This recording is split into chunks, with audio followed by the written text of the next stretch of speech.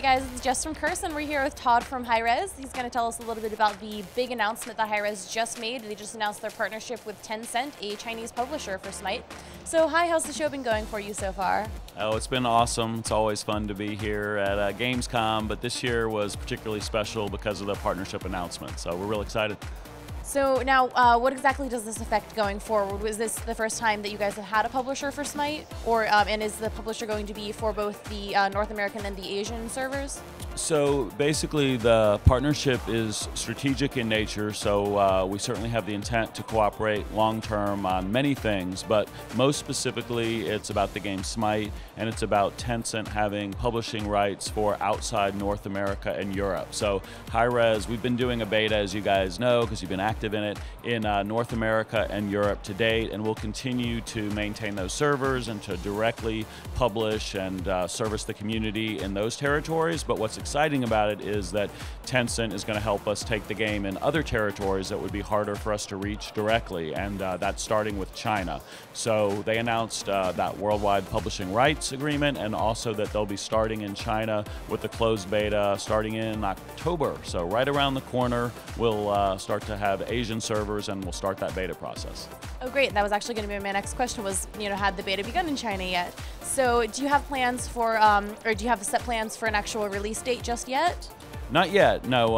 I mean, not even in North America and Europe, because we continue to see the community growing. I mean, every month we see our population going up, so we're not actually in a hurry to release even in North America and Europe, as long as we're seeing that growth and making the game better, because we want it to be real high quality when we release. And with China, of course, we're just getting started with that market. I'm sure we're going to learn things and going to modify the game in order to satisfy that market as well. So we'll start that process, as we said, in October, and we'll see where it goes from there. Great, and had you been kind of actively looking for an Asian publisher, or did Tencent kind of come along and happen to be, sort of a really good thing? I guess both. It actually was a year ago. We were showing Smite, kind of not on the consumer side, but in the business side last year at Gamescom, and we got a great deal of attention. I mean, more than any game to date, we had all the big publishers really seeking us out. Obviously, MOBA is kind of a hot thing right now, and Smite is MOBA with a twist. The whole idea of third person and action puts us in a little different category, and so I think publishers recognize that. So we started conversations back a year ago specific to Smite. We talked with all the major folks out there. It was a careful deliberation process, and really decided that Tencent was going to be the best publisher, the best fit with us. We really have complementary skills. Clearly, they know the MOBA market really well. They're obviously the leading online publisher and the leader in China, so we're excited, and we think they'll be a great partner. Great, and how do you expect, how do you expect Smite to do going forward as an esport in Asia? Because I know esports are huge there, and both with Dota 2 and League of Legends, many of the top teams are from Asia, a lot of them from China specifically.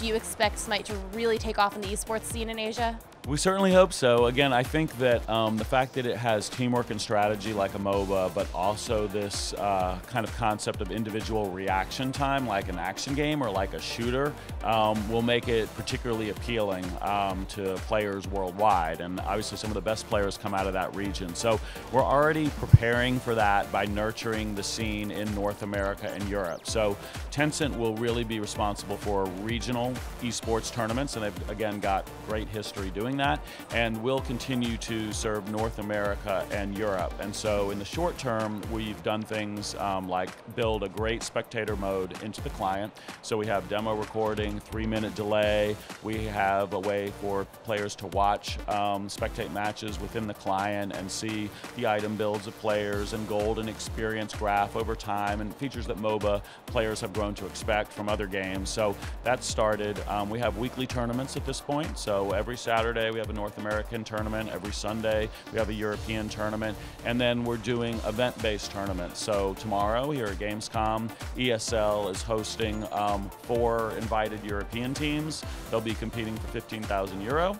And next week, PAX Prime in Seattle, we'll get to watch the 4 best North American teams compete for the same basic prize pool, 20K plus, for the United States. So we're already seeing the scene grow. Groups like SK Gaming and Dignitas have teams. Curse has had teams in the past. So we're real excited that, given that it's still our first year, the game is on a really good path already.